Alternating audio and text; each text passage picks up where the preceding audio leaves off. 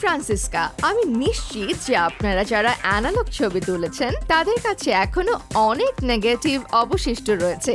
আজ আমি আপনাকে দেখাবো কিভাবে আপনি সেগুলো থেকে এই টেবিল ল্যাম্পটি তৈরি করতে পারেন। আপনার একটি বর্গাকৃতির কাচের ল্যাম্পশেড এবং একটি এলইডি বাল্ব লাগবে, অনেকগুলো নেগেটিভ, মড পজ যাতে একই সাথে আঠা এবং বার্নিশ রয়েছে এবং একটি তুলি। টেবিলটিকে রক্ষা করতে কিছু দিয়ে ঢাকুন, যেহেতু বার্নিশ আঠালো এবং প্রদীপের এক পাশে ফিট করতে কতখানি দৈর্ঘ্যের নেগেটিভ লাগবে তা পরিমাপ করুন।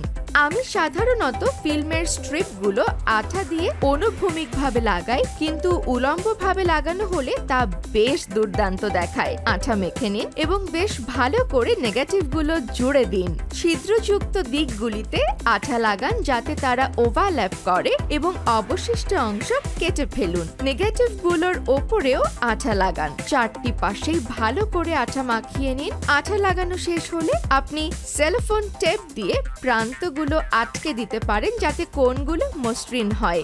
তৈরি হয়ে গেল আপনার অনন্য বাতিটি। এখন এটি চালু করে নিন আর অবগাহন করুন হারানো দিনের স্মৃতিতে।